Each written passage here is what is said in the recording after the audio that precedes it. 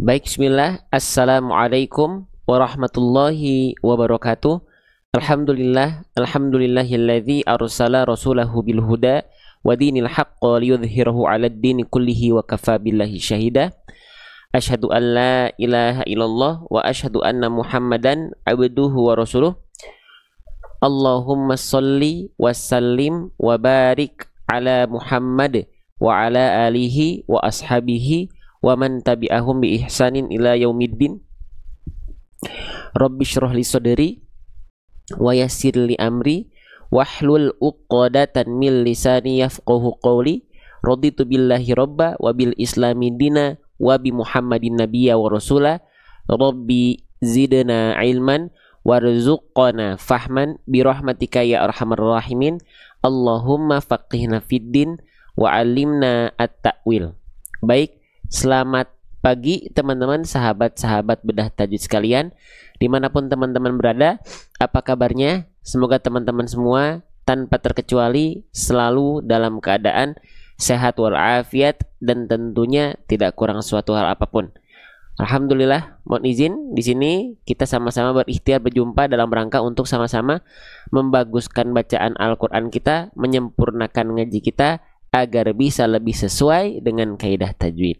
Mohon izin di sini saya Gifari Putra, izin untuk mendampingi dan membersamai dimanapun teman-teman sahabat-sahabat bedah tajwid berada.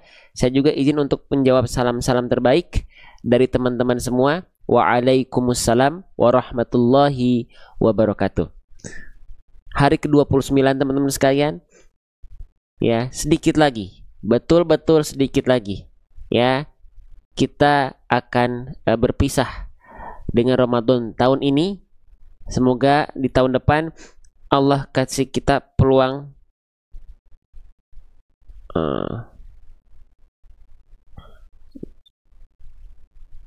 Allah kasih kita peluang untuk mendapati, untuk bertemu kembali di Ramadan tahun depan. Insya Allah, maka pastikanlah setelah kita nanti berpisah dengan Ramadan tahun ini, pastikanlah ya kita jaga iman kita, ya kita jaga semangat kita dalam beramal solih, kita jaga interaksi kita dengan Al-Quran sampai kelak nanti kita bertemu lagi di Ramadan yang tahun depan yang akan datang. Ya, gimana teman-teman kabarnya? Insya Allah sehat ya. Coba boleh dulu respon pertanyaan saya, teman-teman bagaimana kabarnya? Sehat semua insya Allah, tidak kurang suatu hal apapun insya Allah ya. Semuanya sehat walafiat, semangatnya, spiritnya untuk selalu berinteraksi dengan Al-Quran tetap dijaga, tetap sama atau bahkan ditingkatkan lagi. Ya, oke, di sini sama-sama kita belajar. Mohon izinkan saya untuk mendampingi, mengiringi dan membersamai teman-teman untuk sama-sama kita belajar membaca Al-Quran dengan tepat, dengan baik insya Allah. Ya, insya Allah kita bahas per huruf, per harokat, per hukum tajwid. Tanpa berlama-lama, kita mulai saja. Sudah siap? Insya Allah sudah siap ya? Sudah siap insya Allah ya? Baik, tanpa berlama-lama, mari kita mulai dari ta'awudz terlebih dahulu. A'udzu billahi minasyaitonir rajim. Baik, kita mulai saja teman-teman. Inilah kalimatnya. Kita akan baca bareng-bareng dulu. Kita akan langsung bahas saja. Nanti baru kita baca ya kalimatnya di ujung bahasan. Ya, tanpa berlama-lama, mari kita mulai saja teman-teman. Kita mulai dari huruf yang pertama, ini dan ini. Ya, oke. Nah, dua huruf ini huruf yang sama ya teman-teman sekalian. Bentuknya memang beda, tapi dari segi pelafalan kita fokus terhadap segi pelafalan. Dua huruf ini adalah huruf yang sama, yaitu huruf apa? Huruf hamzah. Ya, kita tulis ya, ini dua-duanya sama, namanya adalah huruf hamzah. Oke. Nah, jadi huruf yang selama ini kita baca a i u teman-teman, itu namanya hamzah ya. Kalau alif itu beda lagi. Alif itu dia tidak mungkin punya harokat, karena alif nggak bisa dibaca sendirian. Alif itu ada harokat. Alif itu tidak punya harokat dan fungsinya untuk memperpanjang durasi baca dari huruf berharokat fathah atau baris atas. Ya. Nah, ini dua-duanya adalah hamzah. Terkhusus yang ini bukan alif karena dia berharokat. Jadi cara baca di sini dua huruf ini walaupun bentuknya beda, bacanya sama. A. Harokatnya harokat baris atas. Nah, kita kenalan sama huruf berharokat baris atas ya. Kalau kita mendapati ada huruf hijaiyah apapun yang di atasnya ada baris atas, itu namanya adalah harokat fathah. Huruf yang dia berharokat fathah, itu dia mesti dibaca dengan vokal A, teman-teman sekalian. Ya. Oke, maka hamzahnya di sini dua-duanya kita baca AA. Ya. AA. Oke, paham ya? Nah, dua-duanya satu harokat. Ya, kenapa? Karena fathahnya tidak berjumpa dengan alif. Nah, kalau ada alifnya, kalau ada fathah, ya ketemu alif, baru huruf yang berharokat fathah tersebut kita baca dengan kadar panjang 2 harokat. Tapi kalau fathahnya nggak ketemu sama alif, maka nggak perlu dibaca panjang 2 harokat. Cukup satu aja, dua-duanya nggak perlu diayun. Contoh, A, dah. A, jangan dipanjang-panjangkan ya. Nah, jangan. A, satu harokat saja. Ya, satu kali penyebutan saja. Ya.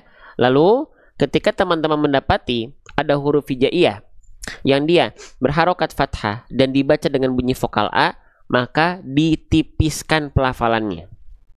Kita ingatkan, kalau ada huruf berharokat fathah, ingat, dan dia keluar dengan bunyi vokal A, maka dia dilafalkan harus dengan keadaan yang tipis. A. Nah, gimana keadaan tipis itu? Nah, caranya sering kita analogikan dengan cara BMSS. Apa itu BMSS? BMSS itu maksudnya adalah buka mulut, sedikit senyum. Jadi ketika kita melafalkan vokal A, buka mulutnya, ya nggak usah lebar-lebar, tapi cukup secukupnya saja buka mulut, lalu ada senyumannya sedikit. Jadi bukan O, enggak, tapi A. Begitupun huruf yang lain, ketika fathah kalau keluarnya vokal A, maka dia tipis. Contoh, ba, bukan bo, tapi ba, bukan so, tapi sa, bukan fo, tapi fa.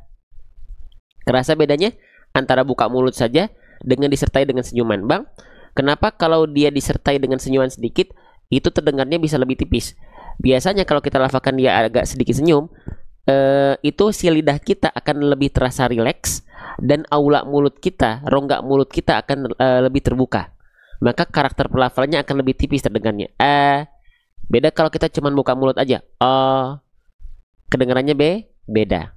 Paham sampai sini insya Allah? Buat teman-teman yang baru bergabung, baru mengucapkan salam, saya izin menjawab salam lagi. Waalaikumsalam warahmatullahi wabarakatuh. Sehat-sehat ya. Baik. Kita lanjutkan kembali.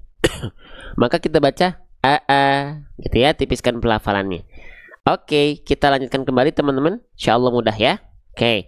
Nah, selanjutnya kepada huruf yang berikutnya. Teman-teman sekalian yang saya cintai semua, perhatikan. Nih, ini namanya huruf apa? Kita beranjak masuk ke huruf berikutnya. Ini namanya adalah huruf apa? Ketika dia belum menerima harokat ya. Ketika dia belum berharokat, nama hurufnya huruf apa? Nama hurufnya adalah huruf mim. Kita tulis ya, nama hurufnya adalah huruf mim. Jadi jangan sampai teman-teman bilang ini huruf ma. Tidak ada huruf hijaiyah yang namanya huruf ma dalam huruf hijaiyah. Dalam baca Quran nggak ada yang namanya huruf ma. Ini namanya mim ketika dia belum punya harokat. Maka bagaimana cara melafalkan huruf mim? Nah, kita ingatkan teman-teman sekalian, setiap huruf hijaiyah, apapun hurufnya, itu punya yang namanya makhraj. Ya, kita tulis. Punya yang namanya makhraj. Makhraj itu apa? Makhraj itu artinya tempat keluar. Nah, jadi tandanya setiap huruf hijaiyah dia punya yang namanya tempat keluarnya masing-masing. Ya, dia punya tempat keluarnya masing-masing. Nah, di mana huruf mim ini makhrajnya dilafalkan? Oke, kita cek di buku saya ya. Kita cek di buku saya di mana huruf mim dilafalkan. Perhatikan, kita cari huruf mim ya. Huruf mim. Nih, gimana? Perhatikan. Huruf mim, makhrajnya, tempat keluarnya dari asyafatain dan ada sebagian masuk ke al-khayshum. Kita bahas satu-satu. Asyafatain artinya adalah persentuhan antar kedua bibir. Lalu, dia juga suaranya masuk ke dalam rongga hidung alias al-khayshum. Jadi, nempelnya makhraj huruf mim itu, mulanya itu dari persentuhan bibir atas bibir bawah. Mamimu am, yang nempel bibir atas dan bibir bawah. Ketika dilafalkan, suara kita akan masuk ke dalam rongga hidung. Kalau teman-teman nggak percaya, lafalkan bunyi konsonan mim, lalu buka tutup hidungnya.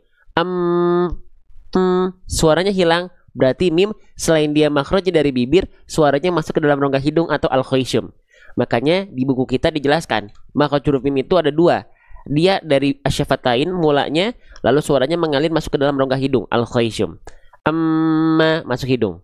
Sepakat? Jelas? Tapi kalau nampak depan, huruf mim itu senatural sebagaimana kita melafalkan huruf M pada abjad alfabet. Cukup sentuhkan bibir atas dan bibir bawah. Jangan sampai bibirnya terlalu dilipat. Jangan ya. Paham sampai sini? Bisa diikuti ya insya Allah ya. Sedikit-sedikit, step by step, pelan-pelan aja, gak usah buru-buru. Jelas ya? Jelas ya insya Allah ya. Oke, lanjut lagi. Nah, jadi itu cara melafalkan huruf mim. Sama seperti huruf M pada abjad alfabet kalau kita pengen simpelnya. Ya, lanjutkan kembali. Lalu huruf mimnya di sini perhatikan, dia di bawahnya berharokat baris bawah. Oke, kita kenalan sama harokat baris bawah. Kalau teman-teman mendapati ada huruf hijaiyah yang di bawahnya ada baris, ya, baris bawah, dalam istilah tajwidnya itu namanya harokat kasroh. Oke? Namanya adalah harokat kasroh. Huruf hijaiyah apapun yang dia berharokat kasroh baris bawah, maka dia mesti dibaca dengan bunyi vokal I ya. Kalau tadi baris atas dia dibaca dengan bunyi vokal A, kalau barisnya bawah namanya kasroh dibaca dengan bunyi vokal I. Maka huruf mimnya nggak dibaca mim lagi, tapi harus menyesuaikan dengan harokatnya. Maka mimnya dibaca gimana? Maka mimnya kita baca menjadi mi saja, nggak lagi mim lagi, tapi mi saja. Oke, jelas ya. Nah, maka ketika teman-teman melafalkan vokal I pada huruf hijaiyah apapun, saat teman-teman ngaji, pastikan bunyi vokal I yang dilafalkan itu jelas terdengar bunyi vokal I-nya. Jangan sampai apa? Bunyi vokal I-nya miring bunyinya. Jangan tapi mi. Oke? Nah, ini sering terpraktekkan pada bacaan kita ketika melafalkan harokat kasroh, vokal I-nya nggak jelas. Ya, contoh misalnya pada kalimat ta'awudz, sering kali kita baca a'udzu bil ini bukan vokal I yang jelas, bil tidak, tapi bil. Beda nggak antara a'udzu bil dengan a'udzu bil? Beda nggak antara billahi dengan billahi? Nah, kalau teman-teman simak baik-baik harusnya terdengar beda. Ya, beda kan? Nah, gimana agar harokat kasroh kita, vokal I-nya terdengar jelas? Caranya, angkat bagian tengah lidah kita ketika melafalkan vokal I, jangan nganggur di bawah, jangan nanggung ya, naikin ke atas, tapi gak sampai nempel ke langit-langit, cukup naikkan tengah lidah kita. Bi, karena kalau nggak naik vokal I-nya nggak akan jelas. Oke, cobain aja, tengah lidahnya jangan diangkat, bunyinya pasti gini, bi, ya, oke. Nah, maka ketika kita melafalkan huruf berharokat kasroh, pastikan dia vokal I-nya jelas, angkat bagian tengah lidah, bonusnya lagi satu lagi, rendahkan rahang bawah. Bi, bukan cuma ditarik ke samping, nggak, bi, angkat tengah lidah, rendahkan rahang bawah. Paham sampai sini? Jelas ya? Oke, buat teman-teman yang baru bergabung, saya ucapkan waalaikumsalam warahmatullahi wabarakatuh, selamat bergabung. Kak, kalau alif pada tanda nun di bawahnya dibaca apa? Alif ada tanda nun, nanti kita bahas namanya nun wikoyah ya. Kayak kita biasakan belajar dari apa yang sedang kita lihat. Kelihatan hurufnya? Nah, ini yang kita bahas ya. Oke, maka kita baca mi, jelaskan A dan A-nya tipis, lalu masuk ke I, jelaskan vokal I-nya. Mi, nah gitu. Oke, sip, kita lanjutkan kembali. Nah, sekarang kita masuk beranjak ke huruf berikutnya. Teman-teman, sahabatku sekalian yang saya cintai, perhatikan. Huruf yang saya blok dengan warna hijau, ini huruf apa? Bentuknya seperti mangkok, lalu ada titik satu di atasnya. Nama ketika dia belum berharokat namanya adalah huruf nun. Ya, oke, sip. Namanya adalah huruf nun. Ya, bukunya launching kapan, ditungguin ya. Nun. Jangan sampai ada yang bilang ini namanya adalah huruf na. Tidak ada huruf hijaiyah yang namanya huruf na. Oke, ini namanya nun. Bagaimana cara melafalkan huruf nun? Gimana makhraj atau tempat keluar dari huruf nun? Nah, untuk huruf nun ini kita nggak perlu panjang lebar. Kenapa? Karena huruf nun dilafalkan memang sama seperti huruf N pada abjad alfabet. Contoh ismam, imalah, bacaan gorib kita nggak bahas dulu di sini ya. Oke, nun itu dilafalkan persis sebagaimana kita melafalkan N pada abjad alfabet. Ya, misalnya kita bilang nasi, kita bilang nanas, kita bilang ningrat, misalnya kita bilang apalagi mantap. Nah, bunyi N di situ atau bunyi N di yang kita lafalkan tadi, bunyi N di sana adalah huruf nun, sama persis. Ya, paham ya? Jelas ya? Oke, jadi nggak perlu banyak hal yang kita bahas ketika melafalkan nun, karena nun dilafalkan sama seperti kita melafalkan huruf N pada abjad alfabet. Ya, oke. Nah, kita lanjutkan lagi teman-teman sekalian. Nah, sekarang yang perlu kita perhatikan adalah nun yang di sini dia dibacanya pakai vokal apa? Kita lihat dulu dia berharokat atau tidak. Ternyata huruf nunnya di sini di atasnya ada tanda petik. Nah, kalau kita mendapati teman-teman sekalian ada huruf hijaiyah yang di atasnya terdapat tanda petik macam ini, tanda petik ini dalam istilah tajwid namanya adalah tanda sukun atau nama lainnya sakinah, ya. Nah, tapi kalau di kita sering disebut dengan tanda apa nih? Yang tanda petik nih sering kita sebut dengan tanda mati, betul nggak? Jadi sering kita bilang nun mati.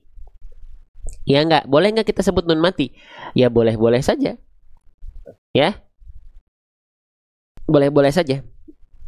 Oke, nah sekarang berarti bagaimana cara melafalkan nun mati? Bagaimana cara melafalkan nun sukun?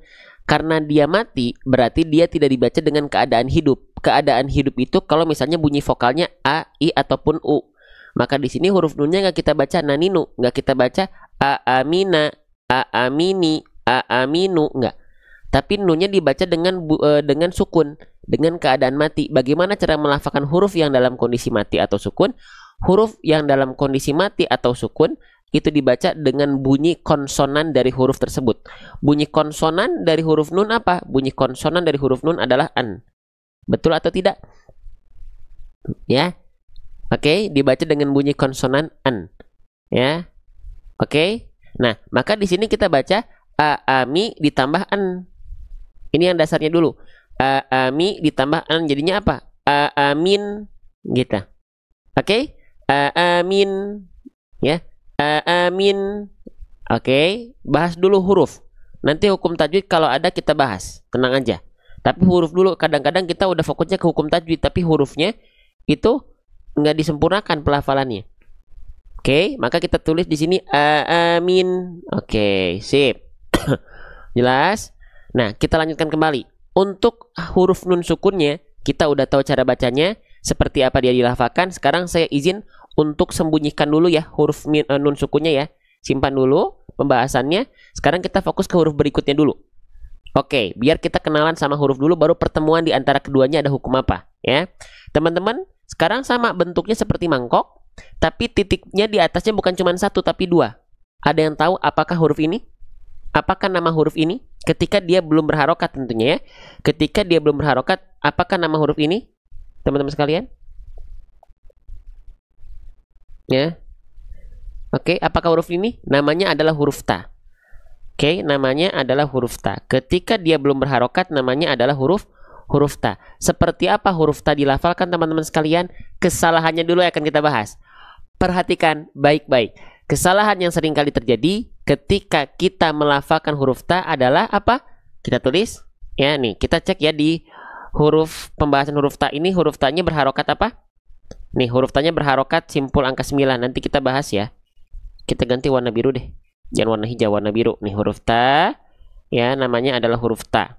Oke, sebentar. Nah, ya, huruf ta-nya dia berharokat simpul angka 9. Nanti kita bahas harokatnya ya. Nah, berarti kita akan membahas huruf ta dalam kondisi berharokat. Oke, kita pakai buku saya. Kita cari huruf ta ya. Ini buku saya namanya buku seru hijaiyah ya. Oke, nih huruf ta. Perhatikan. Kita ingatkan, setiap huruf hijaiyah punya makhraj. Nah, ketika huruf ta dalam kondisi berharokat, kesalahan apa saja yang sering kali terjadi? Jadi di buku saya ini saya menyimpan rangkuman-rangkuman yang apa yang saya ketahui ketika kita membaca Quran khususnya huruf. Nih, kita lihat dari poin kedua dulu. Kesalahan yang sering kali terjadi di poin 2 pada huruf ta ketika dia berharokat adalah dilafalkan dengan menjulurkan ujung lidah keluar mulut. Dilafalkan apa? Menjulurkan ujung lidah keluar mulut. Contohnya gimana, Bang? Contohnya seperti ini. Tatitubat. Tatitubat. Ada yang melafalkan huruf ta gitu? Coba komen di kolom komentar. Biasanya ini tidak sadar. Teman-teman melafalkan ta seperti ini biasanya nggak sengaja, nggak ngeh. Tatitubat. Tatitubat. Ada yang begitu? Kalau masih ada yang seperti itu, teman-teman kurang tepat. Salah. Huruf ta bukan dengan cara menggigit ujung lidah atau menjulurkan ujung lidah keluar mulut. Seperti yang terdapat di buku saya di poin kedua. Di bagian tak berharokat. Lantas seperti apa seharusnya huruf ta dilafalkan? Cek. Nih. Kita ingatkan. Jadi nggak bisa asal melafalkan huruf hijaiyah itu ada. Ya. Nah, ada makhraj saya Ustadz karena sudah terbiasa. Yuk biasakan yang lebih tepatnya Bunda Dewi. Ya, Bunda Deonasya. Perhatikan. Huruf ta makhrajnya dari mana? Istilahnya dulu ya. Bang, kenapa sih disebut istilahnya? Biar nambahin wawasan. Nggak perlu dihafalkan. Untuk nambahkan wawasan saja. Huruf ta makhrajnya tempat keluarnya dari torful lisan. Bang, torful lisan itu apa? Lisan artinya ujung. Lisan artinya lidah. Torof artinya ujung. Torful lisan artinya adalah ujung lidah. Ujung lidahnya diapain, Bang? Ujung lidahnya kita lafalkan dengan cara wata'u wadalu wata min huwa min ulyasanaya. Maksudnya gimana, Bang? Cek aja di sini. Huruf ta keluar dari ujung lidah disentuhkan ke pangkal gigi seri atas. Bang, kayaknya saya belum kebayang deh ujung lidah nempel ke pangkal gigi seri atas. Itu maksudnya seperti apa ya? Oke, kita lihat dari gambar dulu ya. Nah, nanti di buku kita sediakan gambar-gambarnya. Jadi lihat titik yang berwarna hitam di sini. Ini adalah titik artikulasi di mana huruf ta dilafalkan. Inilah persentuhannya. Ujung lidah kita disentuhkan ke pangkal gigi seri atas. Ya, ujung lidah kita disentuhkan ke pangkal gigi seri atas. Pangkal gigi seri atas itu artinya adalah gusi-gusi tempat tumbuhnya gigi seri atas kita. Bang, nggak kebayang. Ujung lidah nempel ke pangkal gigi seri atas. Masih belum kebayang? Masih belum terlalu kebayang? Oke, kita berikhtiar lagi. Kita berikhtiar. Ya, perhatikan. Huruf ta. Perhatikan. Nih, kita kenalan sama organ-organ mulut. Perhatikan. Perhatikan baik-baik, teman-teman. Nah, tadi huruf ta di mana makhrajnya? Ujung lidah disentuhkan ke pangkal gigi seri atas. Oke, ini namanya apa? Yang saya tunjuk nih, perhatikan pulpen ajaib saya. Ini namanya adalah ujung lidah. Atau yang tadi kita sebut torful lisan. Jadi huruf ta itu dari ujung lidah. Nempelnya kemana tadi? Ke pangkal gigi seri atas. Oke. Mana yang dimaksud dengan pangkal gigi seri atas? Oke. Yang saya tunjuk ini namanya gigi seri atas. Lalu mana bagian pangkalnya? Bagian pangkalnya adalah bagian yang ini. Nah, ini gigi seri atas. Bagian pangkalnya adalah bagian-bagian yang ini. Ya, oke. Nah, perhatikan. Ya, nih, gusi-gusi tempat tumbuhnya gigi seri atas ini adalah yang disebut dengan pangkal gigi seri atas. Jadi, ketika kita melafalkan huruf ta, ujung lidah kita disentuhkan ke pangkal gigi seri atas. Ujung lidah kita disentuhkan ke pangkal gigi seri atas. Ya, oke. Nah, jelas? Nah, ujung lidah kita disentuhkan ke pangkal gigi seri atas. Kebayang nggak? Jadi ujung lidah kita tuh nggak nongol keluar. Ujung lidah kita itu masih berada di dalam area mulut kita. Tatitubat. Nggak keluar. Bukan tatitu. Tapi masih di dalam. Nggak kelihatan ujung lidahnya. Tatitu. Tatitu. Tatitubat. Nah, gitu. Ujung lidahnya nggak nampak dia.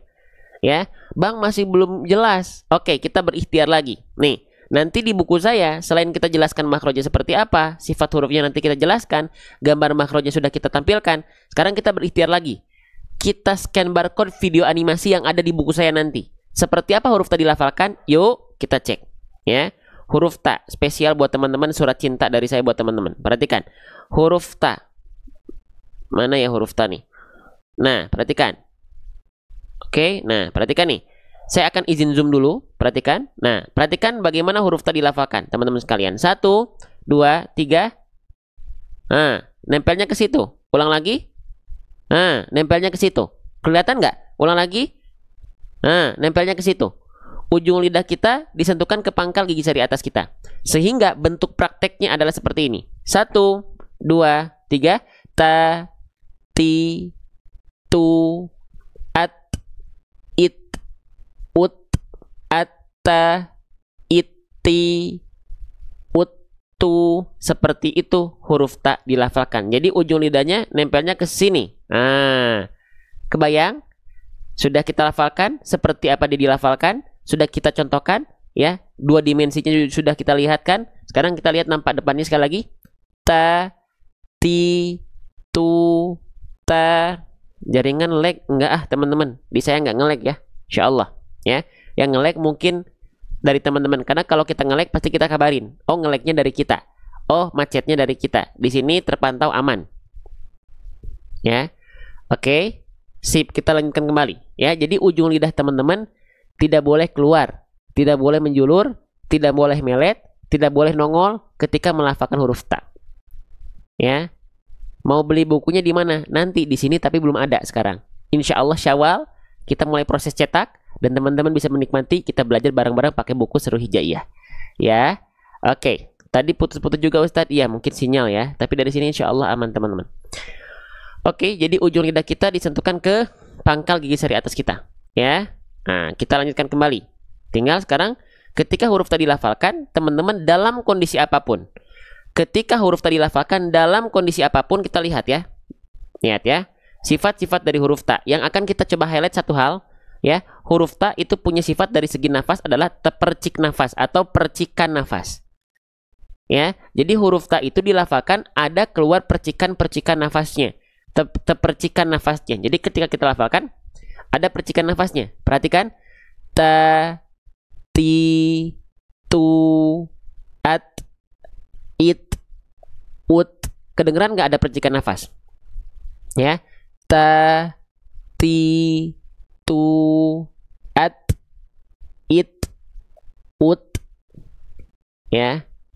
Cara baca ismam kita nggak tampilkan dulu cara baca ayat-ayat goribah, karena ini buat teman-teman yang baru belajar. Ismam, imalah, ya, nakal, yang gitu-gitu nanti kita bahas ya di pembahasan khusus, nggak di live, di kelas. Paham sampai sini? Jelas sampai sini? Sebentar ya. Masih nge-lag teman-teman, nge-lag? Nge-lag nggak? Aman nggak? Coba dicek dulu. Di sini nge-lag juga. Ini nggak tahu lagi pada nge-lag, tapi di kita insya Allah aman ya. Di kita nih saya coba ngecekkan dari HP saya satu lagi. Tuh enggak aman ya. Yang nge-lag berarti teman-teman bisa jadi jaringannya sama, jadinya error. Jadinya nge-lag. Ya. Oke, jadi ketika huruf tadi dilafalkan, baik dalam kondisi berharokat, baik dalam kondisi sukun, dia ada percikan-percikan nafasnya. Ta, ti, tu, at, it, ut. Ingat, percikan nafas bukan becek-becek nafas. Maka dijelaskan juga nanti nih di sini ya, di buku saya tadi ketika tak berharokat ya, tuh kesalahannya seringkali terjadi adalah dilafalkan berlebihan dalam percikan nafasnya. Jadi jangan sampai dibacain gini, ta, ti, tu, at, enggak gitu. Percikan aja, kalau percikan tipis-tipis aja. Ta, ti, tu, at, it, ut. Nah gitu ya. Oke, sip. Kita lanjutkan kembali. Gitu ya, paham nggak huruf ta nih? Jadi jangan berlebihan ya. Kita lanjutkan ya, jangan kesana kemari bahasannya, fokus dulu ke pembahasan. Sekarang lanjutnya, huruf ta dia berharokat simpul angka 9.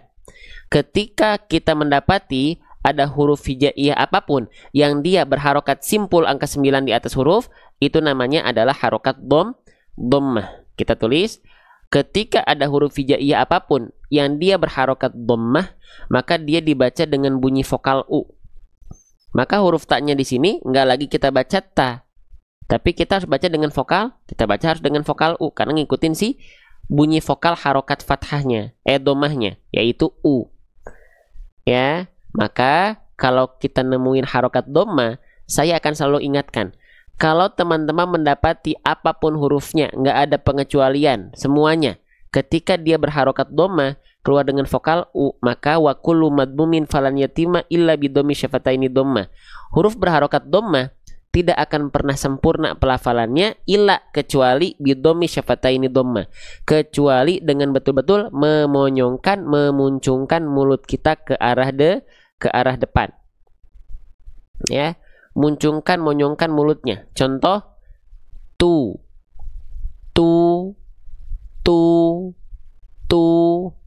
ya. Oke, jangan cuman tu. Nah, kalau gini tu, ini bukan kesalahan yang besar memang, tapi tidak sempurna dhammah kita. Maka sempurnakan. Tu, majuin. Tu, tapi jangan juga lebay monyongnya. Tu, nggak gitu juga. Tu, ya. Oke, jelas sampai sini? Begitupun pada huruf-huruf yang lain. Iyyaka na'budu, muncungkan, jangan cuman iyyaka na'budu, du. Nah, itu dhammahnya nggak sempurna. Paham?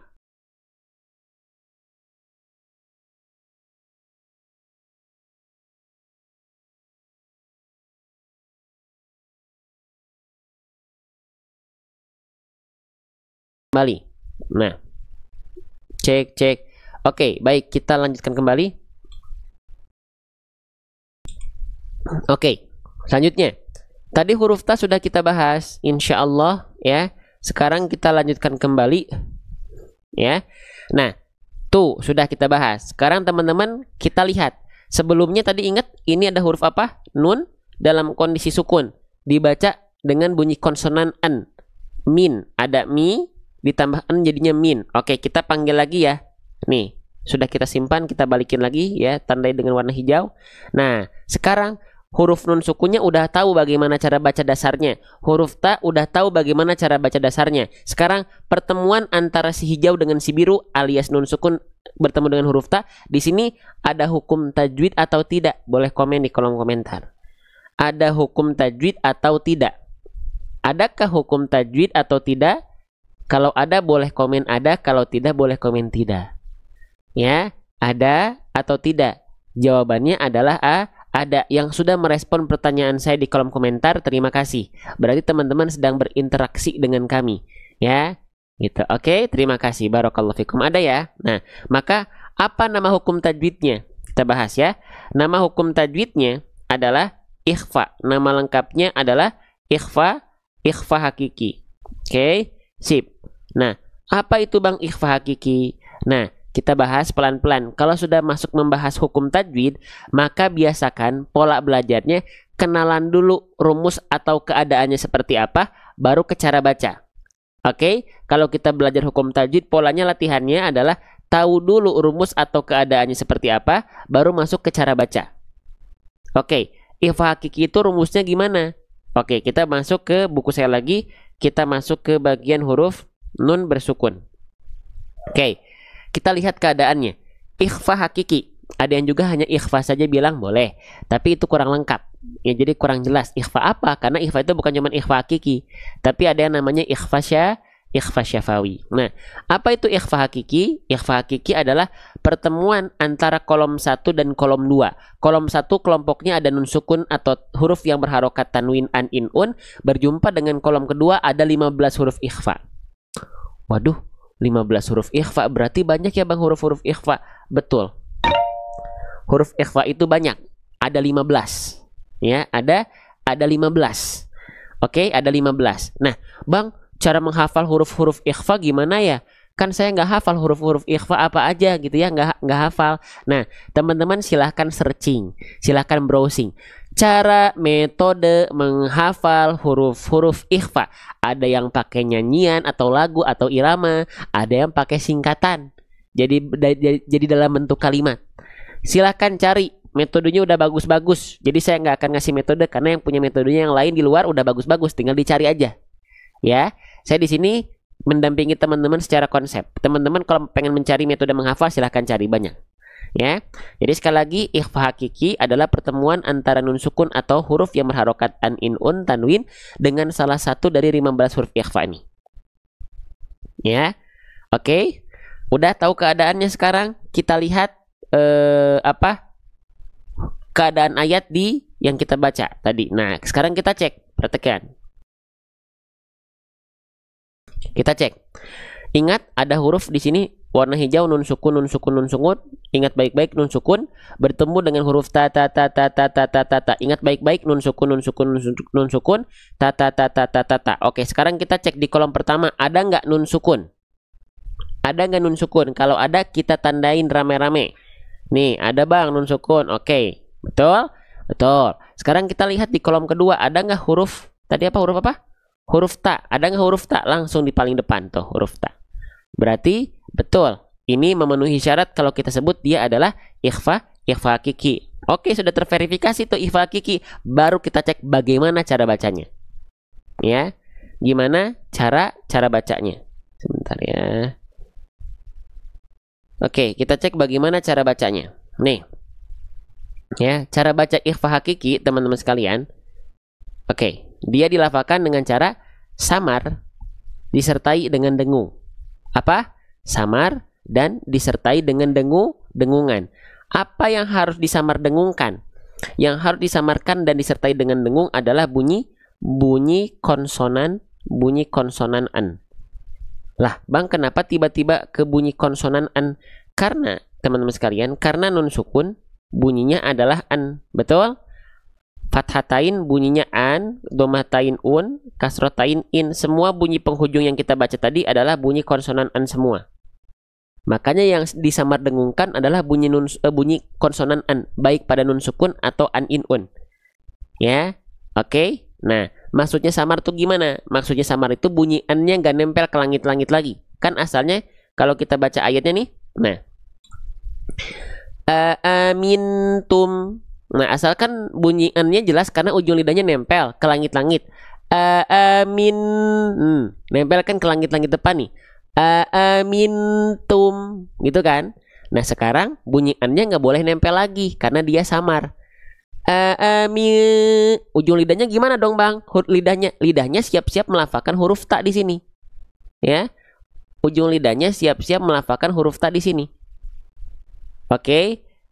Jelas sampai sini? Nah, ya, yang sudah bantu tap-tap layar, yang sudah support live ini, baik pada saat live, baik di luar live, Allah Maha mengetahui orang-orang yang bergerak untuk dakwah Quran.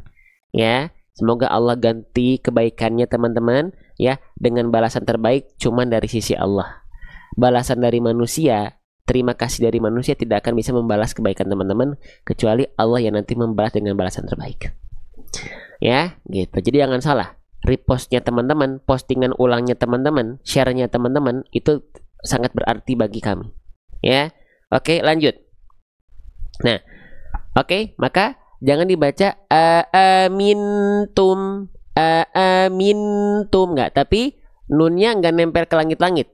Dia ngawang, dia samarkan saja sambil bersiap-siap melafalkan huruf berikutnya disertai dengung.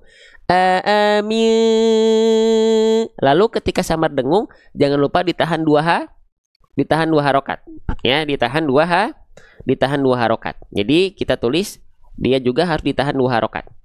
Jangan sampai tergesa-gesa. Tahan 2 harokat. Ya. Oke, kita coba bareng-bareng dulu yang dasarnya dulu ya. Yang dasarnya dulu. Amintum. Amintum. 2 harokatnya 2 harokat lambat, 2 harokat dengung. Amintum.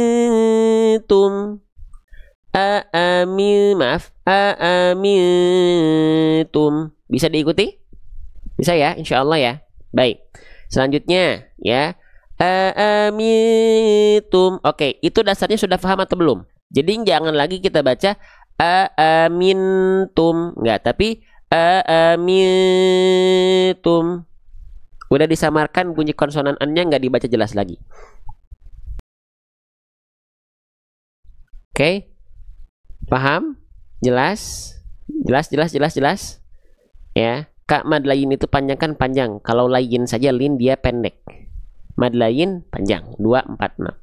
Lanjut lagi ya teman-teman sekalian. Nah, sekarang itu dasarnya sudah kita kuasai ya. Insya Allah ikhfa itu disamarkan, didengungkan sambil bersiap-siap melafalkan huruf berikutnya. Sekarang pertanyaannya adalah teman-teman, apakah hukum tajwid ikhfa hakiki itu bunyi samar dengungnya dipukul rata jadi apa? Jadi bunyi samar dengung ang. Nah, Coba boleh komen ya. Apakah ikhfa hakiki itu bunyi samar dengungnya dipukul rata semua sama dengan bunyi ang? Jawabannya adalah tetot. Tidak. Secara kaidah ikhfa itu dipecah menjadi 3. Ada ikhfa ab'ad, ikhfa awsat, sama ikhfa aqrab. Tapi untuk kita belajar, kita cukup pecah dulu 2 bagian. Ada yang mendekati seperti bunyi samar dengung ang, ada yang justru dia tidak mendekati atau menjauhi bunyi samar dengung ang. Ya. Oke? Paham? Jelas? Sekali lagi. Ikhfa itu secara kaidah dipecah menjadi 3 bagian. Ada ikhfa aqrab, ada ikhfa awsat, ada ikhfa ab'ad. Tapi untuk belajar kita pecah menjadi 2 bagian. Ada yang mendekati samar dengung seperti ang, ada yang menjauhi samar dengung ang. Paham? Oke. Sekarang kita cek. Yang mendekati samar dengung ang di antara 15 huruf ikhfa ini hanya apabila bertemu dengan 2 huruf saja. Apa? Huruf qaf dan huruf kaf. Selain itu tidak ada yang mendekati bunyi samar dengung ang. Paham dulu sampai sini? Nah, sekarang kita jelaskan lagi. Bang, bunyi samar dengung yang mendekati ang tandanya dia dengungannya kuat. Alias suaranya dominan masuk ke dalam pangkal atau rongga hidung. Sehingga sengaunya kuat. Dengungannya sengaunya kuat. Oke? Kalau dia menjauhi samar dengung ang artinya dengungannya tidak kuat. Ada tetap masuk ke dalam rongga hidung, tapi sebagian lagi masuk ke mulut. Sehingga terpecah 2 jalur. Paham? Sehingga cara ngeceknya, dengungan yang mendekati ang itu, kalau kita tutup hidungnya, maka suaranya akan betul-betul habis. Ya, ikhfa awsat kita nggak bahas dulu ikhfa awsat, kita pecah jadi 2 dulu. Oke, sudah saya jelaskan. Kita nggak bahas 3 bahasan dulu, kita bahas 2 dulu. Fokus, ikuti. Ya, maka ketika dia kuat, samar dengungnya seperti ang, kita tutup pasti mampet, suaranya nggak akan nyisa. Contoh, ang,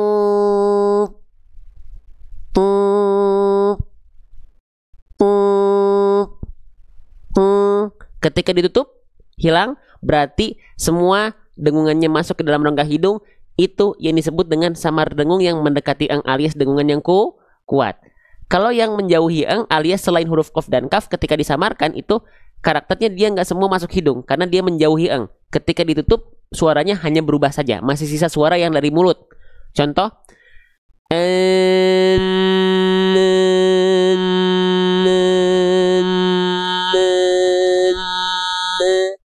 ya, mohon jelaskan ikhfa yang dibagi 3 itu nanti kalau ikut kelas. Ini kita nggak bisa bahas di sini. Kenapa? Karena kita pengen yang simple dulu buat teman-teman yang baru belajar. Paham? Ikuti ya. Baik. Maka ada 2 tadi, ada yang mendekati ang, ada yang menjauhi ang. Ya. Oke, sip. Kita lanjutkan kembali. Ya, paham nggak sampai sini? Jelas nggak sampai sini? Jelas atau tidak? Ya, yang paham boleh komen lagi. Boleh komen FAHAM. Respon saya, semoga responnya teman-teman menunjukkan bahwasannya live kita, kelas kita, belajar kita aktif, nggak sepi kayak rumah kosong. Paham nih? Kalau malas ngechat, di sini ada tulisan paham, diklik tulisan paham di sini, lalu share. Ya, oke, sip. Terima kasih yang sudah respon. Senang saya kalau ada yang responnya, senang saya. Kayak nggak ngobrol sendiri, karena depan saya tembok, ada kamera di sana, belakangnya tembok. Jadi kalau teman-teman nggak aktif, saya lagi kayak serasa ngobrol sama tembok. Ya, lanjut. Oke, sip. Lanjutkan. Nah, maka sekarang ke prakteknya.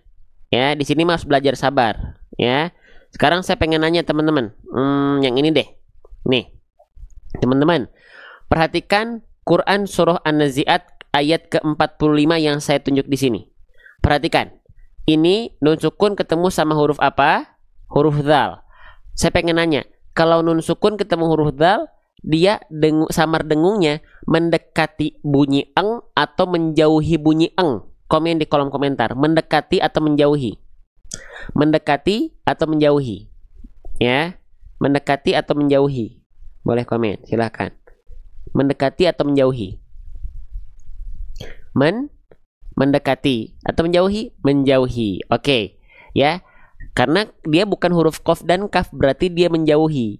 Oke, maka dengungannya dia tidak seperti eng, tapi menjauhi eng. Karena yang seperti eng hanya 2 huruf, qaf dan kaf. Maka mana bacaan yang tepat? Kita coba kuis dulu ya. Mana bacaan yang tepat? Siap-siap. Yang 1 atau yang 2? Oke, yang 1 atau yang 2? Yang 1, perhatikan. Mungziru. Mungziru. Yang 2, munziru. Munziru. Munziru. Nah, kira-kira yang mana tuh? Yang 1 atau yang 2? Ya, coba kita lihat ya. Yang komen, yang ngejawab, semoga hafalannya, pemahamannya lebih kuat. Ya. Oke, yang kedua, cukup tulis nomornya aja ya. Cukup tulis nomornya aja biar terdeteksi di sini tuh. Tuh, yang jawab 2, yang jawab 1, cukup nomornya aja. Sip. Kenapa yang 2 lebih tepat, teman-teman sekalian? Kenapa yang 2 lebih tepat? Kenapa yang 1 tadi kurang tepat? Karena yang 1 terlalu kuat. Mungziru, enggak. Kan ketemunya sama huruf dzal. Berarti dengungannya enggak kuat, enggak mendekati eng. Contoh, munziru. Munziru, bukan mungziru. Paham? Bang, ngeceknya gimana? Ngeceknya gini kalau pengen ngecek ya. Ngeceknya gini, tutup hidungnya ketika samar dengung. Yang 1 tadi kenapa keliru? Karena begini.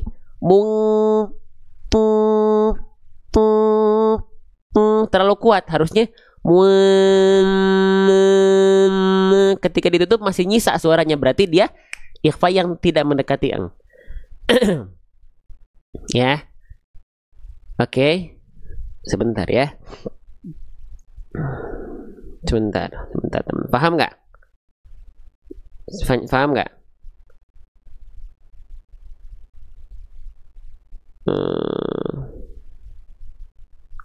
Oke, lanjut. Ya. Iya, putus-putus di sini aman sih ya. Aman ya. Yang putus-putus silahkan dinikmati saja nge-like-nya ya. Semoga jadi pahala buat teman-teman bersabar dalam belajar, ya. Oke.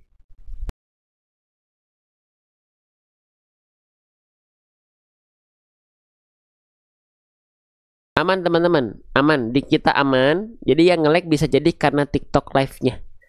Di kita ini bitrate-nya, bitrate apa? Kecepatannya aman karena terdeteksi di sini. Jadi kalau yang nggak aman, coba silakan pindah tempat atau keluar dulu. Ya, yang putus-putus. Oke, bisa jadi yang putus-putus jaringannya sama, teman-teman. Ya, jadi teman-teman yang putus-putus kompak putus-putus semua. Oke, lanjut. Nah, selanjutnya teman-teman sekalian. Masya Allah.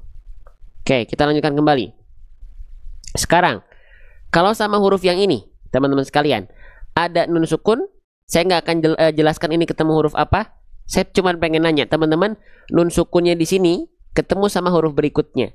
Kira-kira ini mendekati eng atau menjauhi eng? Mendekati eng atau menjauhi eng? Mendekati samar dengung eng atau menjauhi samar dengung eng? Coba boleh komen di kolom komentar ya. Sip. Coba. Mendekati. Kalau mendekati eng berarti dengungannya kuat atau lemah? Kalau mendekati eng berarti samar dengungnya lemah atau kuat? Kuat atau lemah? Coba. Ya di sini nunnya ketemu sama huruf apa? Al-Alaq ayat 13. Ya, kalau dia mendekati eng berarti dengungannya kuat. Keren. Keren. Ya. Nah, maka mana pelafalan yang tepat? Yang 1 atau yang kedua? Perhatikan baik-baik yang 1. In kadzdzaba. In kadzdzaba. Yang berikutnya, yang kedua, in kadzdzaba.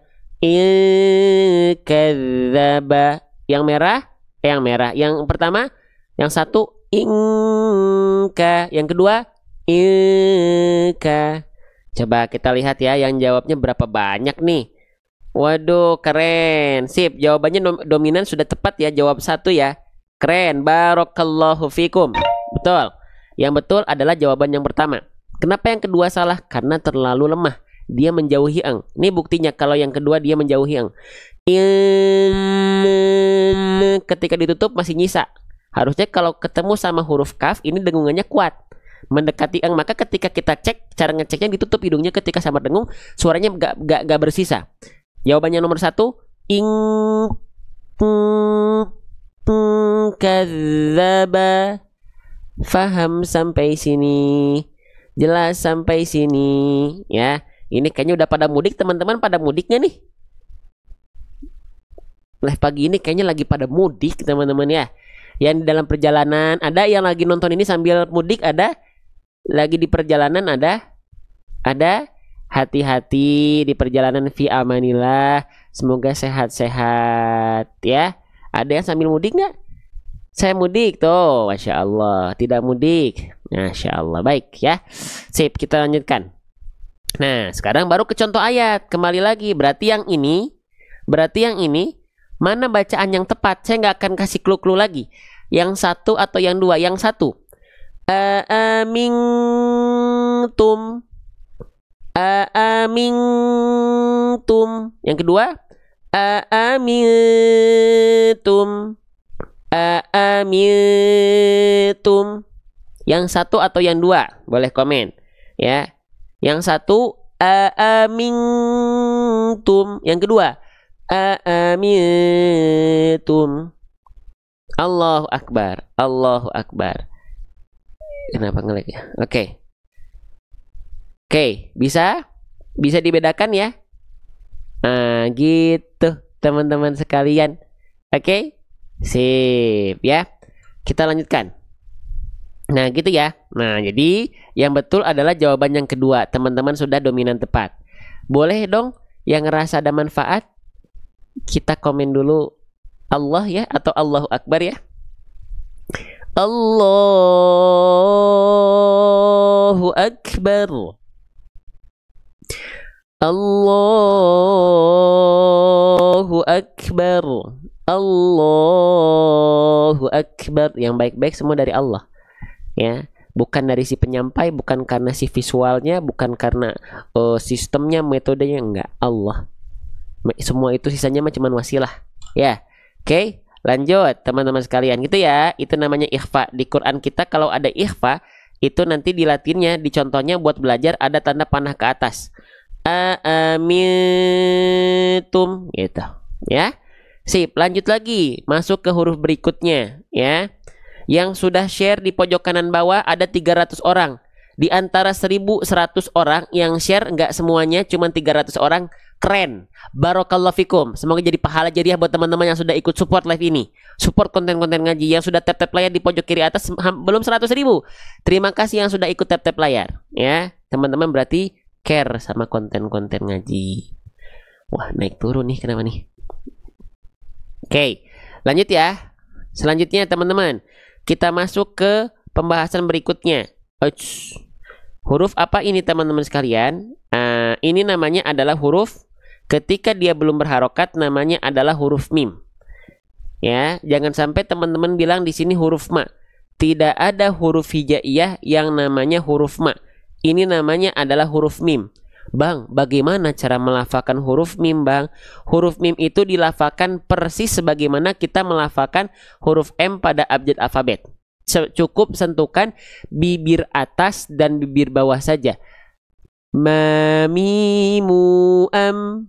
Tapi hati-hati ketika teman-teman melafalkan huruf mim, jangan sampai bibirnya terlalu berlebihan dilipat. Ma, mi, mu. Tidak. Biasa aja, senatural sebagaimana kita melafalkan huruf M pada abjad alfabet. Ya. Oke, huruf mimnya dalam kondisi di atasnya ada tanda petik. Nah, kalau ada huruf hijaiyah yang di atasnya ada tanda petik seperti ini namanya adalah tanda sukun atau tanda sakinah. Kalau di bahasa kita sering kita analogikan dengan tanda mati. Maka ada yang bilang juga ini mim mati. Boleh nggak? Boleh, boleh saja.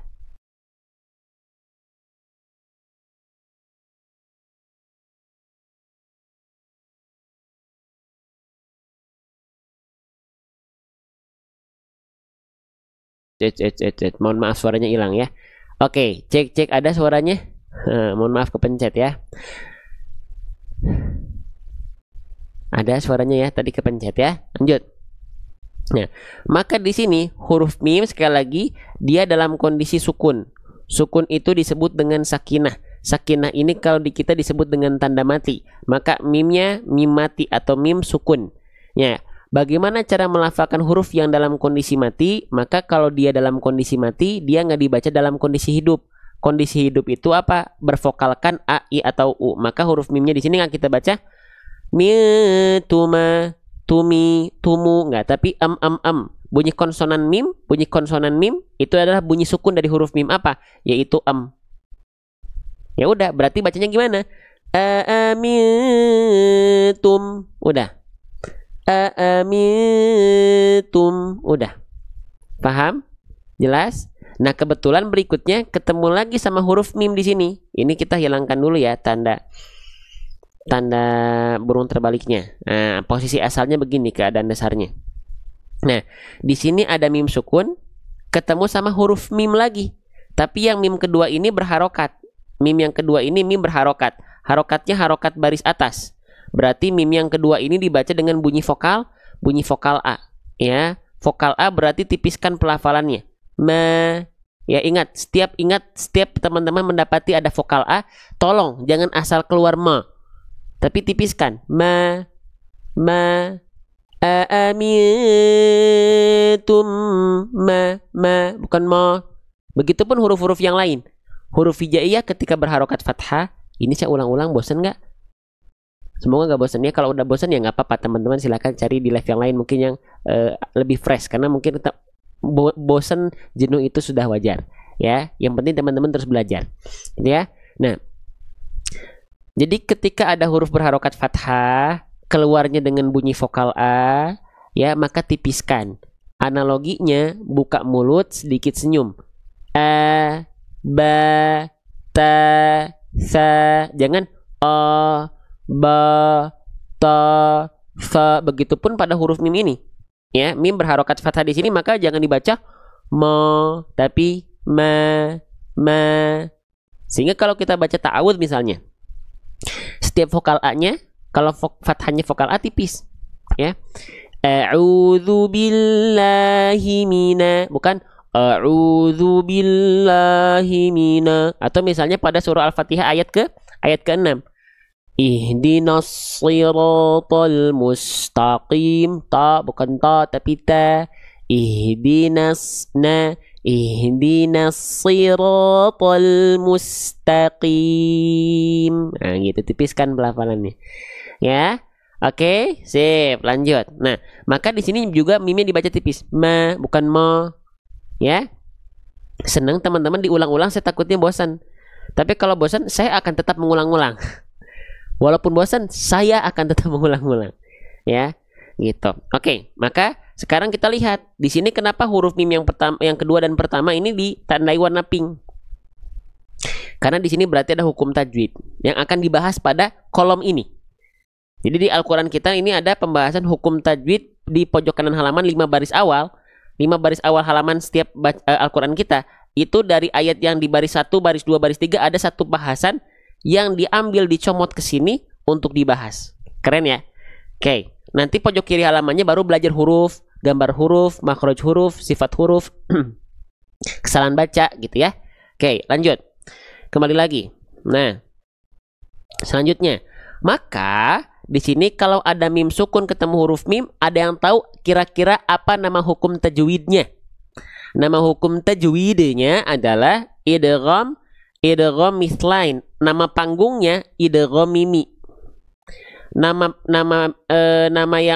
yang tidak terkenalnya idgham mithlain, tapi nama panggungnya idgham mimi. Gampang kalau ingat ada mim sukun ketemu mim, namanya mimi. Idgham mimi. Apa itu idgham mimi? Langsung aja ya, coba kita belajar dari buku saya dulu deh. Nanti fiturnya belakangan. Belajar fitur itu belakangan. Dari kaidah dulu. Nih, kita masuk ke huruf mim ya. Mim sukun. Nah, perhatikan nih, rumusnya begini. Kalau kita ingat, kalau belajar hukum tajwid biasakan mulai dari rumus. Rumus. Nah, Apa itu idgham mimi? Idgham mimi adalah pertemuan antara mim sukun plus mim. Mim sukun dengan huruf mim lagi. Ya. Oke. Nah, cara bacanya leburkan. Idgham itu leburkan mim sukun mi yang pertama ke mi yang kedua. Idgham mimi, leburkan mim sukun kepada huruf mim. Ya. Nah, ketika mim sukun bertemu dengan huruf mim, nanti ketika idgham mimi dilafalkan masuk jadi hukum tajwid idgham mimi, nanti di sini teman-teman sekalian, dia akan ada tanda tasydid muncul sebagai penanda mim sukun yang pertama diidghamkan ke mim yang kedua. Mim sukun yang pertama diidghamkan kepada mim yang kedua, muncullah tasydid. Gak percaya? Nih kita lihat. Setiap idgham mimi pasti mim yang kedua ada tasydidnya. Nah, tasydid yang ada di mim yang kedua ini impact dari pertemuan mim sukun dengan mim idgham mimi. Jadi kalau misalnya dia dibacanya ini kita potong gini, maka mimnya nggak akan ada tasydid, karena tasydid ini muncul karena pertemuan mim sukun dengan mim. Paham? Yang ngantuk bobo aja, ya, atau cuci muka, ya, jangan cuci piring, ya, apalagi cuci baju, ya. Yang ngantuk istighfar, ambil air wudhu kalau perlu, ya. Kalau perlu mandi, tapi live kita udah berakhir nanti, ya. Oke, sip. Paham sampai sini? Nah, lanjut. Lakum. Nah, di sini amnya masuk ke am yang kedua, makanya ada tanda tasydid. Gitu. Ini juga sama. Masya Allah. Sebentar. Nih. Semuanya begitu pasti. Idgham mimi itu huruf mim yang keduanya pasti ada tasydid. Waraihim muhitun. Tapi kalau misalnya ini kita tutup, nih bagian ini kita tutup, maka mimnya nggak akan ada tasydid, karena tasydidnya itu muncul karena ada pertemuan idgham mimi di sini. Saya izin ulang-ulang ya. Oke, saya izin ulang-ulang. Oke. Bosen dah, nggak apa-apa ya. Lebih baik saya mengulang-ulang dan teman-teman bosan daripada saya buru-buru. Amintum. Maka ini mana tasydidnya? Kita sembunyikan dulu biar teman-teman tahu konsep dasarnya, baru kita tampilkan tasydidnya.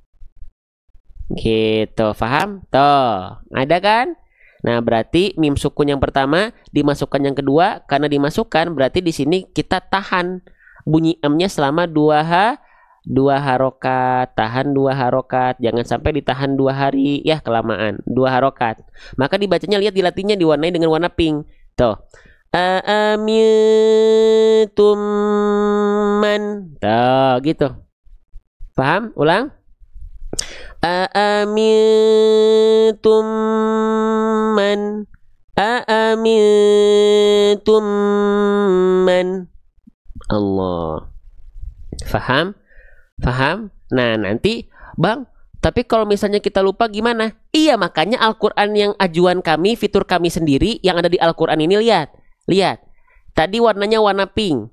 Nanti dibahas warna pink ini apa? Idgham mimi. Ini pembahasan secara kaidahnya. Bedah tajwidnya apa katanya? Pertemuan antara mim sukun dengan mim tasydid.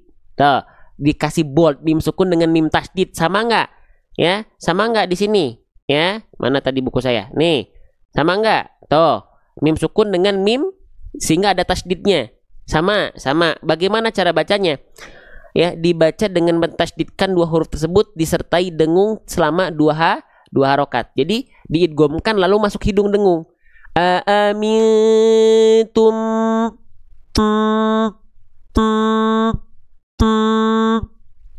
Nah, itu yang dimaksud dengan dengung. Suara-suara yang masuk ke dalam rongga hidung. Betul? Jelas? Nah, ini. Tuh, jadi idgham mimi itu dibikin simpel lagi apa buat teman-teman yang lagi belajar? 2 harokat, dibacanya dengung ke mim yang kedua, dibikin apa? Dibikin simpel gini, dibikin kode multikodenya. IGM itu artinya idgham mimi, D itu dengung selama 2 harokat. Ya, kalau lupa tinggal lihat kartu panduan. Bang, saya pengen nanya, kenapa dibikin tajwid multikode begini? Biar apa? Biar teman-teman bukan cuma bedah tajwid, tapi apa? Bedah tajwidnya dipraktekkan dalam bentuk kode-kode. Lihat, Allahu Akbar. Jadi ketika hataman teman-teman gak asal baca, yang nafasnya pendek tinggal berhenti di tanda panah warna hijau. Bayangkan, ya, mengerti banget. Yang nafasnya suka pendek ada tanda berhentinya, tandanya pendek-pendek, ya, gitu. Oke, yang pengen bedah tajwid disediakan, yang pengen sambil hataman belajar disediakan, ya, yang pengen bedah huruf semuanya disediakan di pojok setiap kiri halaman Al-Qur'annya. Kenapa Bang ada fitur ini? Ini fitur kami sendiri yang kami ajukan kepada pihak penerbit dan alhamdulillah di ACC. Ya. Jadi teman-teman ketika ngaji, ya, Nih, contohnya dalam Al-Quran yang kita pakai ini, yang pengen bedah tajwid tinggal lihat di pojok kanan halaman. Yang pengen bedah huruf tinggal lihat di pojok kiri halaman beserta dengan gambar-gambarnya. Ya, di pojok kanan halaman, jadi setiap 5 baris awal ada satu kalimat yang dibedah dicomot ke samping untuk dibedah tajwidnya. Ya, lalu ada murotal Al-Qur'annya. Ya, belum lagi dapat apa? Free 5 Quran digital, Qurannya Quran belajar dan kamus Arab. Tuh. Itu Al-Qur'annya yang kita pakai, teman-teman ya. Sip, ada yang udah punya belum? Yang udah punya mana boleh komen coba. Nih, ya. Gitu, Al-Qur'annya super tajwid. Nah, makanya disebut dengan super. Aku udah beli bagus tuh Bang Alfarodit. Tuh, ya. Sip. Beli di mana? Di sini. Kapan? Belajar dulu, belum selesai soalnya.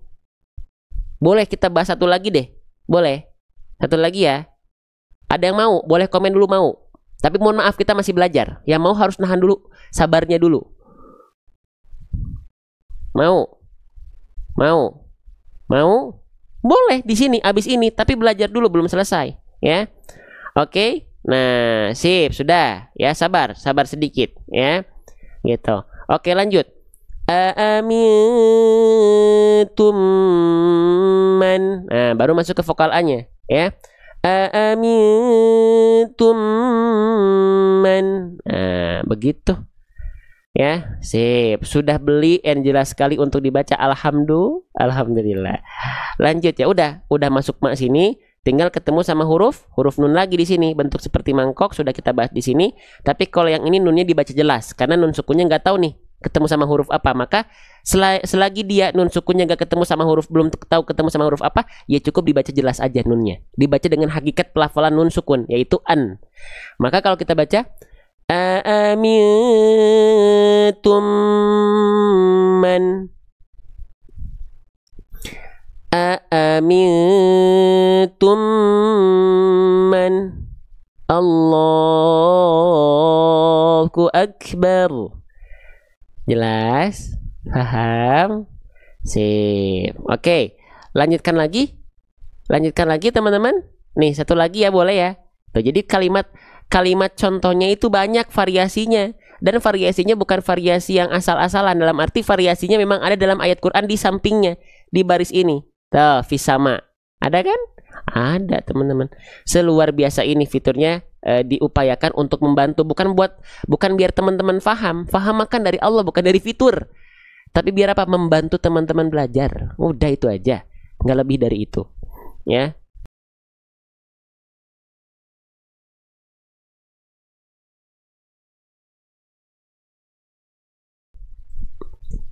Lanjut, masih semangat? Lanjut ya. Perhatikan. Di sini kita mendapati ada huruf fa, namanya fa.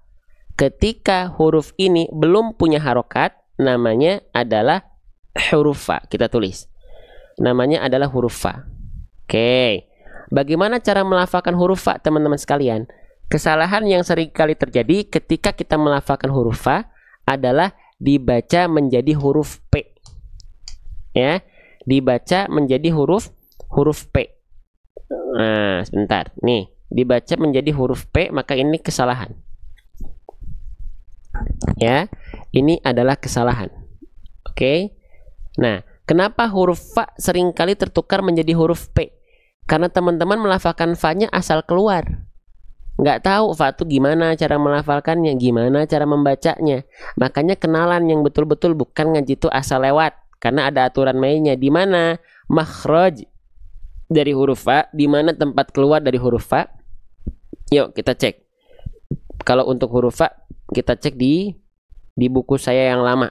Nah ya, nih kita ingatkan, setiap huruf hijaiyah itu punya yang namanya makhraj. Makhraj itu artinya tempat keluar. Di mana makhraj huruf fa? Kita cek, huruf fa dilafalkan dari yang namanya batnus syafah. Ini istilah tajwidnya, nggak perlu dihafalkan ya. Tapi seperti apa kaidahnya? Fa dilafalkan batnus syafah itu artinya adalah perut bibir bawah. Wa min batni syafah fal fa ma'a tarafith thanayal musyrifah. Apa tuh Bang?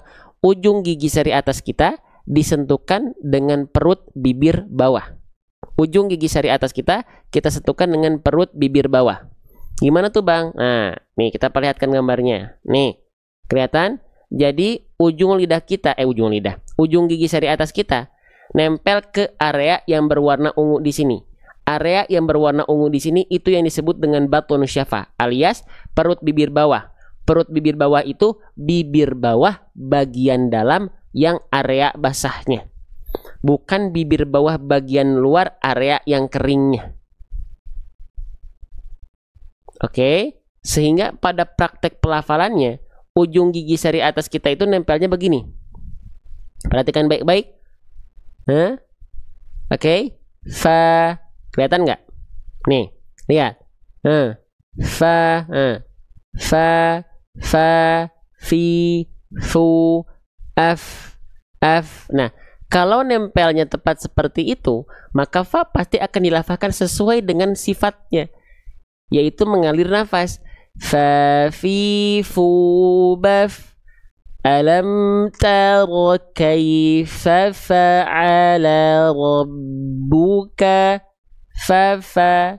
Nah, kenapa pertanyaannya huruf fa ini seringkali tertukar dengan huruf p? Karena kalau huruf p, teman-teman yang ditempelin kalau huruf p itu bukan ujung gigi seri atas dengan bibir bawah bagian dalam yang basahnya, tapi dia akan dilafalkan, lihat ya, dia yang nempel nanti bibir atas dan bibir bawahnya yang nempel kalau huruf p. Ya beda atuh teman-teman, yang nempelnya salah. Yang nempelnya salah ya keluarnya beda. Yang nempelnya salah ya keluarnya beda. Nih huruf P nih begini. Papi ya nggak akan keluar nafas, nempelnya kan salah. Ya. Nah, fa fi fu baf. Bukan up, beda. Yang nempelnya beda. Yang nempelnya salah, ya salah bacaannya. Salah keluarnya, salah bunyinya, gitu. Sudah jelas sampai sini teman-teman sekalian? Ya. Nah, oke, sip. Lanjut. Mana tadi ayatnya? Nah, maka ketika teman-teman melafalkan huruf fa, pastikan berarti dia harus keluar nafasnya. Ya. Nah, cuman sekarang kita lihat huruf fa di sini. Oke, dia harokatnya harokat baris bawah. Kalau kita mendapati ada huruf berharokat baris bawah, ingat namanya adalah harokat kasroh, maka dia mesti dibaca dengan bunyi vokal i ya. Maka huruf fa-nya di sini nggak lagi kita baca fa, tapi menyesuaikan dengan bunyi vokal harokatnya, yaitu fi. Ya udah, tinggal dibaca fi. Cuman wanti-wanti saya, ketika teman-teman melafalkan huruf berharokat kasroh, pastikan vokal i-nya jelas, jangan jadi fis. Fi, bukan fi, tapi fi, tengah lidahnya diangkat, diarahkan ke langit-langit biar vokal i-nya jelas. Ya, biar vokal i-nya jelas teman-teman. Karena kalau nggak diangkat, bunyi vokal i-nya nggak akan jelas. Fi, nggak. Fi.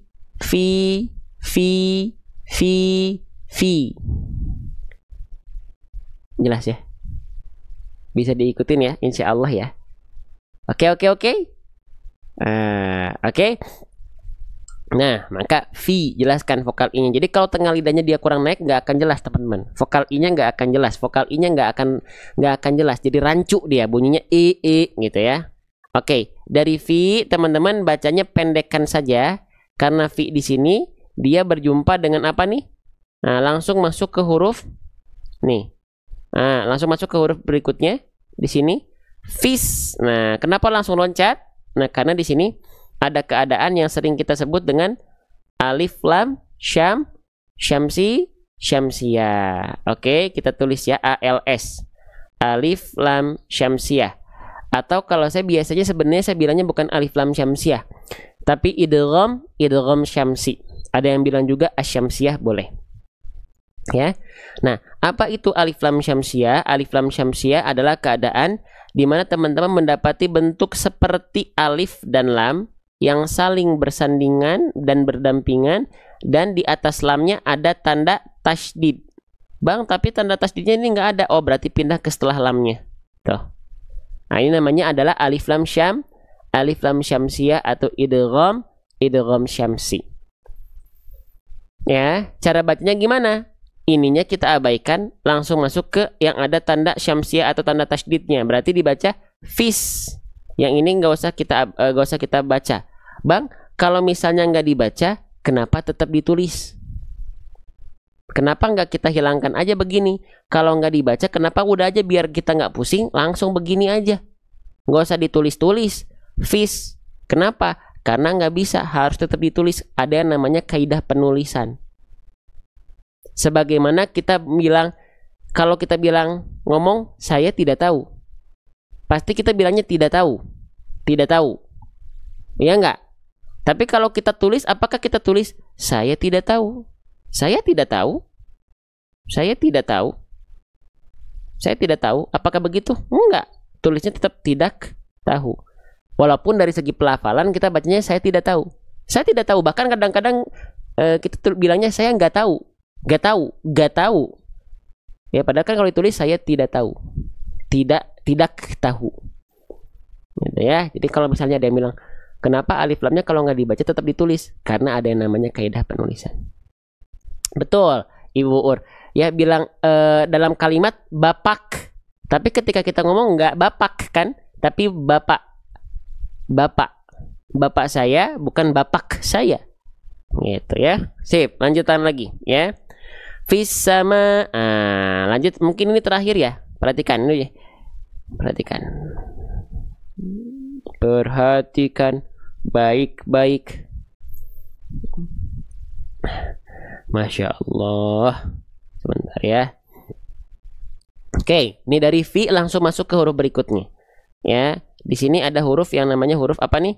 Saya kasih warna hijau. Ini namanya adalah huruf sin. Ketika dia belum berharokat, namanya adalah sin. Jangan bilang ini huruf sa. Tidak ada huruf hijaiyah yang namanya huruf sa. Ini namanya adalah huruf sin. Ya, namanya adalah huruf sin. Bagaimana cara melafalkan huruf sin? Huruf sin itu dilafalkan sama seperti kita melafalkan huruf S pada abjad alfabet. Ya, gampang. Jadi huruf sin ini makhrajnya gimana? Udah, lafalkan saja huruf S gimana? Sapi, sahur, sisir, susu, sampah, sarung, santai. Tapi yang teman-teman harus perhatikan, walaupun sin sama kayak huruf S, ada hal yang teman-teman akan saya izin highlight. Apa? Huruf sin dia punya sifat namanya sofir. Sofirnya di sini bukan sofir taksi. Apa itu sofir? Ini kita ganti dulu ke sini. Sofir itu artinya berdesis. Ya, ada yang bilang bersuit-suit, ada yang bilang berdesir. Kalau saya bilangnya berdesis. Maka pastikan ketika kita melafalkan huruf sin, desiskan desisannya dengan jelas. Sa, si, su. Jangan cuman sa, si, su. Jelas kan? Sa, si, su. Karena dia harus jelas desisannya. Oke, jelas? Sinnya sudah, insya Allah mudah, nggak perlu banyak kita bahas karena semudah itu sebagaimana kita melafalkan huruf S, tapi kita izin tekankan desisannya harus jelas. Jelaskan ya. Nah, lanjut, selanjutnya di sini sinnya dia berharokat baris atas. Sama konsep baris atas itu tinggal cek apakah dia vokal A atau dia vokal O. Kalau vokal A tipis pelafalannya, kalau vokal seperti O tebalkan pelafalannya.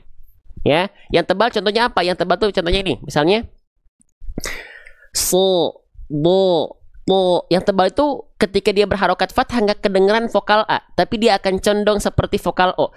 So, bo, po, wo, ho, dan yang lainnya. Tapi kalau vokalnya adalah A, ba, ta, sa, maka tandanya dia termasuk ke dalam huruf yang karakter pelafalannya adalah tipis. Paham? Jelas? Maka ketika kita mendapati vokal A di sini, harokat baris atas, harokat baris atas, perhatikan. Nah, di sini vokal A, maka tipiskan pelafalannya karena dia harus dibaca tipis vokal A. Maka bagaimana cara menipiskannya? Sering kita analogikan dengan cara BMSS. Apa itu BMSS? Buka mulut, sedikit senyum. Buka mulut, sedikit senyum. Bukan sa, tapi sa, bukan fa, tapi fa, bukan ba, tapi ba. Kenapa kalau dia agak senyum sedikit bunyi pelafalannya kedengaran lebih tipis?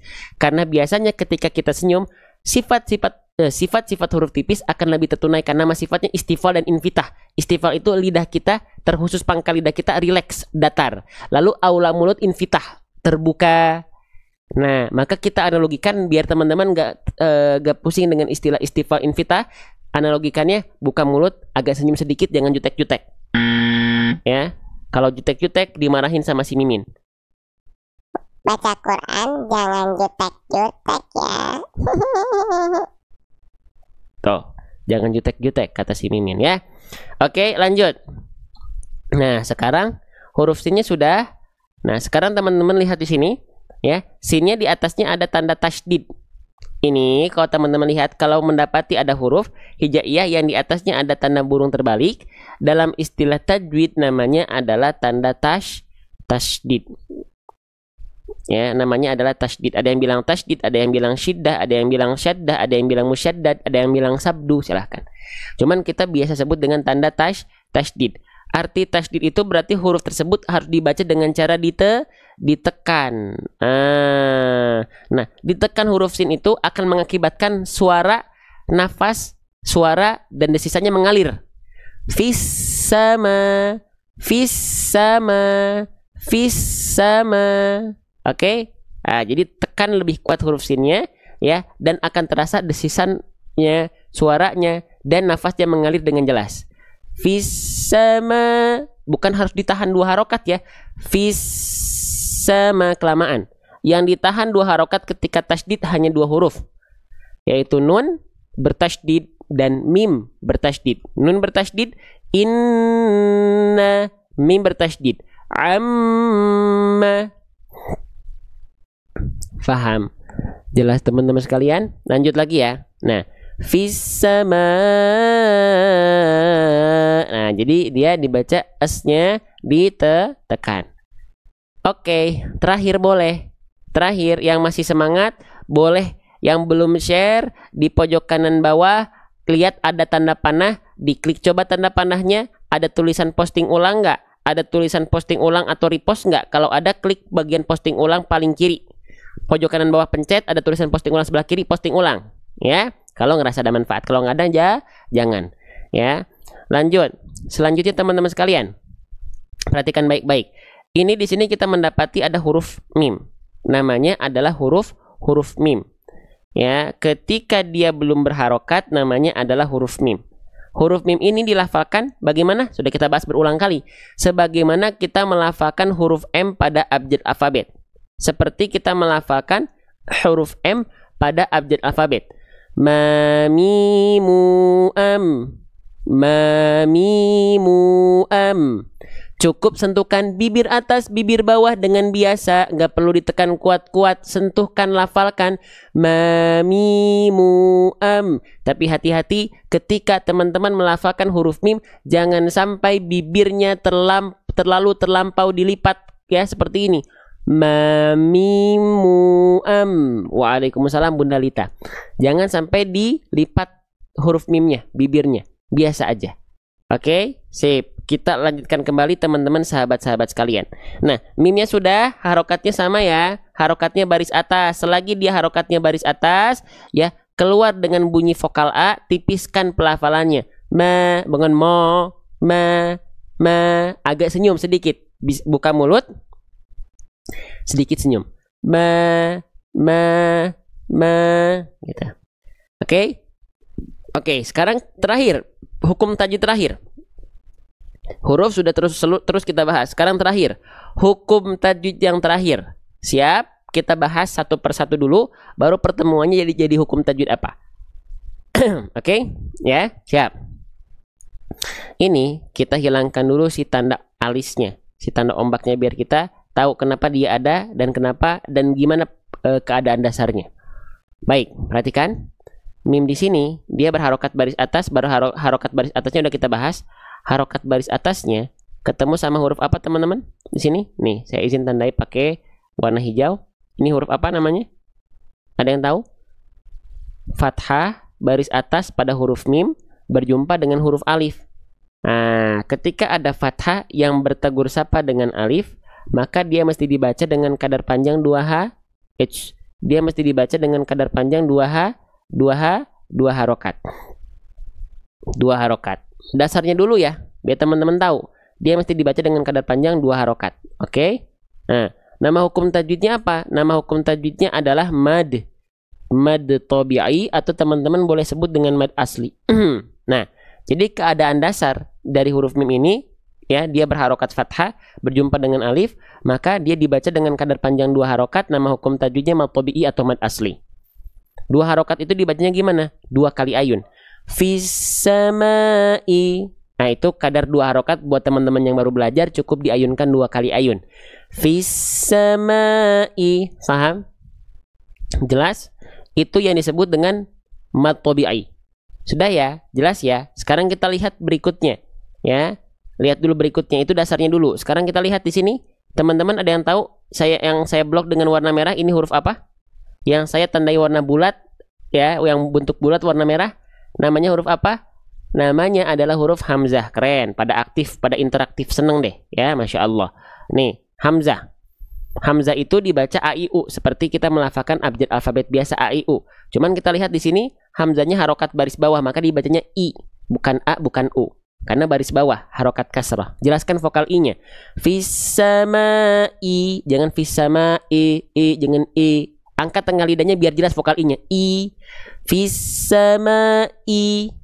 Oke, jelas. Nah, sekarang teman-teman, apakah antara ma dengan I ini kita baca udah gitu doang? Fis samai. Apakah cukup ma-nya dibaca 2 harokat lalu ketemu hamzah? Apakah hanya seperti itu saja? Jawabannya adalah tidak. Kenapa? Karena di sini kita lihat, kita udah tahu keadaan dasarnya ada mad tabi'i ketemu hamzah. Nah, ini kalau ketemu dia jadi hukum tajwid. Kita kasih tanda plus. Nah, oke. Pertemuan antara mad tabi'i dengan hamzah, oke, ini akan menjadi hukum tajwid, teman-teman. Akan menjadi hukum tajwid. Ya, akan menjadi hukum tajwid. Hukum tajwidnya apa? Nah, sebelum ke sana, kita cek dulu. Mad tabi'i dengan hamzah ketemu. Kita ceknya berikutnya adalah apakah mereka berada dalam satu kalimat yang sama atau terpisah. Oke, mad tabi'inya ketemu sama hamzah. Oke, sih ketemu, tapi dalam beda kalimat. Kalimat itu dalam bahasa Indonesia kata. Terdapat dalam kata yang berbeda atau terdapat dalam kalimat yang memang mereka tersambung, terhubung. Kita cek di sini. Nah, kalimat as-samai, ya, as-samai itu satu kalimat. Artinya apa? Fisamai, as-samai itu artinya apa? Nih. Ya. Fi itu artinya adalah di, as-samai artinya langit, berarti as-samai itu satu kalimat. Karena dalam satu makna yang sama. Nah, jadi nggak terpisah. Contohnya gini, ya, contohnya begini. As-sama satu kalimat, i satu kalimat. Enggak. As-samai memang mereka sudah tergabung. Mad tabi'inya memang ketemu sama hamzah dan memang mereka tidak terpisah. Paham? Jelas? Jelas gak nih? Ya, jelas gak nih? Coba dicek dulu. Jelas nggak? Masya Allah. Jelas nggak? Jelas atau tidak? Jelas atau tidak? Jelas? Oke, sip. Kalau jelas. Nah, kalau misalnya mad tabi'inya ketemu sama hamzah dalam kata yang tidak terpisah, atau misalnya dalam kata yang tersambung, ya, kita terus deh, tersambung atau terhubung, tidak terpisah, ya. Oke, maka hukum tajwidnya adalah mad wajib muttasil. Mad wajib muttasil. Oke, mad wajib muttasil. Dibaca berapa harokat, teman-teman? Yang asalnya maknya karena mad tabi'i doang dia dibaca 2 harokat, tapi karena dia mad tabi'inya ketemu sama hamzah pada kalimat yang tersambung, maka nggak lagi dibaca 2 harokat. Tapi dia dibacanya pilih, boleh 4 harokat, boleh 5 harokat. Ya, pilih salah satu konsisten di salah satunya saja. Kalau 4 harokat, maka setiap mad wajib muttasil 4 harokat. Kalau misalnya 5 harokat, maka setiap mad wajib muttasil dalam satu sesi baca itu 5 harokat semua. Paham? Bukan mad wajib mustahil. Ini siapa yang jawab? Mad wajib mustahil. Mad wajib muttasil.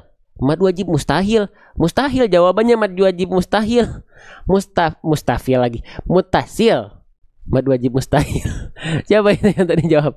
Mustahil jawabannya, ya, Masya Allah. Mad wajib mutasil, bukan mad wajib mustahil. Ya. Oke. Nah, maka dibacanya berapa? 4 atau 5 harokat. Oke? Jelas? Nah, pembahasan yang tadi kita bahas, teman-teman sekalian, semuanya ada di sini. Nih. Lihat. Nih, kenapa ditandai warna biru? Ini ada fitur. Lihat belajarnya, lihat. Dalam kalimat tadi fisamai ini diambil dari baris ini. Tuh. Fisamai. Nah, dia diambil ke sini untuk dibedah secara lebih mendalam. Tuh. Lalu apa mad wajib mutasil? Cek. Pertemuan salah satu huruf mad. Huruf mad itu apa?